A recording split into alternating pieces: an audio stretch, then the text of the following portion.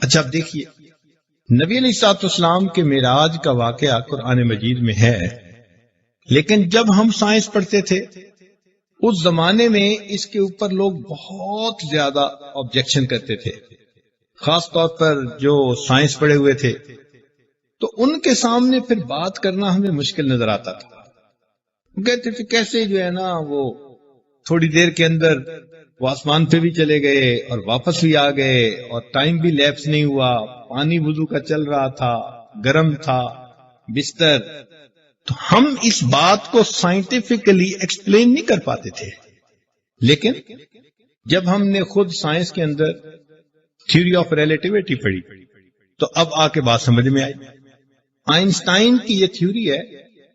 Einstein وہ سائنسدان ہے کہ آج کی سائنس کی دنیا میں اس کی اس طرح عزت کی جاتی ہے جیسے دین کے میدان میں کسی پیغمبر اسلام کی عزت کی جاتی ہے۔ اس نے تھیوری آف ریلیٹیوٹی پیش کی، اس میں اس نے ایک کنسپٹ دیا ٹائم ڈائلیشن کا۔ وہ کنسپٹ یہ تھا کہ اگر ایک فریم آف ریفرنس ہے تو اس فریم آف ریفرنس کے اندر ٹائم گزرنے کا اپنا ایک معیار ہے، ایک اور فریم آف ریفرنس ہے تو اس کے اندر میں بھی کہ ٹائم زیادہ تیزی کے ساتھ گزر رہا ہو یا دیر کے ساتھ گزر رہا ہو۔ چنانچہ یہ ریلیٹیو ٹائم ہے۔ ہمیں بات سمجھ میں آئی کہ اللہ تعالیٰ نے فرمایا کہ فرشتے یہاں آتے ہیں، ثم یعرج الیہ فی یوم کان مقدارہ 50,000 سنہ، کہ قیامت کا دن ایک ایسا دن ہے کہ دنیا کے 50,000 سالوں کے برابر ہے۔ ہم نے کہا یہ ریلیٹیو ٹائم کا تصور کوئی نیا تو نہیں ہے، یہ تو 1400 سال پہلے کہہ دیا کہ دنیا کے 50,000 سال گزریں گے اور آخرت کے حساب سے ایک دن گزرے گا۔ تو ہمیں اس بات پہ بڑی خوشی ہوئی اور حیرت بھی ہوئی کہ اچھا یہ کنسپٹ تو دین سے نکلا، شریعت نے دیا، قرآن نے دیا۔ لیکن اگلا سوال پھر ذہن میں آیا کہ بھئی جنت کے اندر ہمیشہ ہمیشہ لوگ رہیں گے اور ایک جیسا وقت رہے گا، یہ کیسے پاسبل ہے؟ تو پھر تھیوری آف ریلیٹیو نے اس بات کو بھی ثابت کر دیا۔ سب سے پہلی بات تو یہ سنیے کہ واقعہ معراج کے اندر 2 طرح کی سواریوں کا تذکرہ ہے۔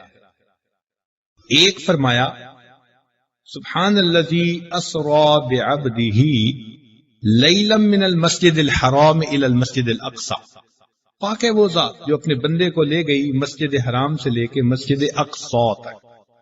اس پر حدیث پاک میں آتا ہے کہ اللہ تعالیٰ نے براق کو بھیجا۔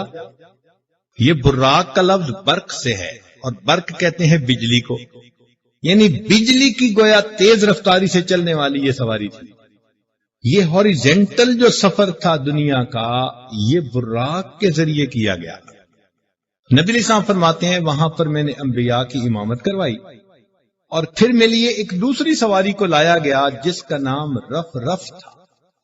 ہم نے جب رف رف کی تحقیق کی تو پتہ چلا کہ یہ وہ سواری جو انسان کو اونچائی کی طرف لے کے جائے، جس کو آج کے زمانے میں ایلیویٹر کہتے ہیں۔ ایلیویٹر کیا؟ ایک ایسی سواری ہے آپ اس میں بیٹھ جائیں، وہ آپ کو تھوڑی دیر میں 100 منزل پہ پہنچا دے گی۔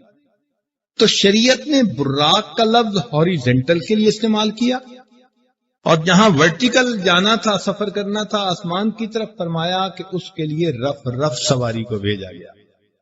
خیر، اب سوال پیدا ہوتا ہے کہ ٹائم کیسے تھم گیا؟ تو تھیوری آف ریلیٹیوٹی میں ایک ہے ٹائم ڈائلیشن۔ یہ جو ٹائم ڈائلیشن کا کنسپٹ ہے یہ اس طرح کہ اگر فریم آف ریفرنس کی سپیڈ آف لائٹ کے برابر ہو تو ٹائم ہمیشہ ایک رہے گا، چینج نہیں ہوگا۔ اگر یہ سپیڈ کم ہو تو جواب پازیٹو آئے گا اور مستقبل آتا رہے گا، ٹائم آگے کو موو کرتا رہے گا۔ اور اگر فریم آف ریفرنس کی سپیڈ آف لائٹ سے زیادہ ہو تو جواب نیگیٹو آئے گا، تو یہ انسان کا ماضی آنا شروع ہو جائے گا۔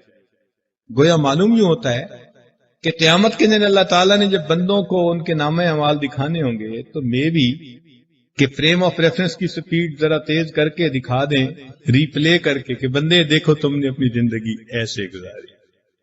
آج کل ٹی وی کے اوپر بھی ایک پلیئر اگر اچھا شاٹ کھیلتا ہے نا تو اس کو ری پلے کر کے دکھا دے۔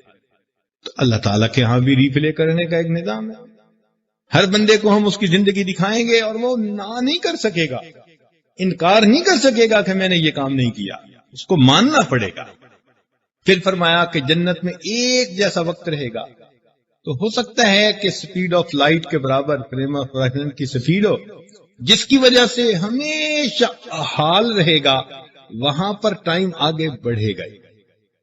اب نبی علیہ السلام جب تشریف لے گئے تو اللہ رب العزت نے ان کو واپس پہنچا دیا۔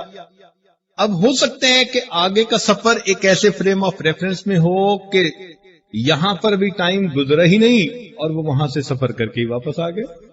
لا الہ الا اللہ، لا الہ الا اللہ، لا الہ الا اللہ، لا الہ الا اللہ،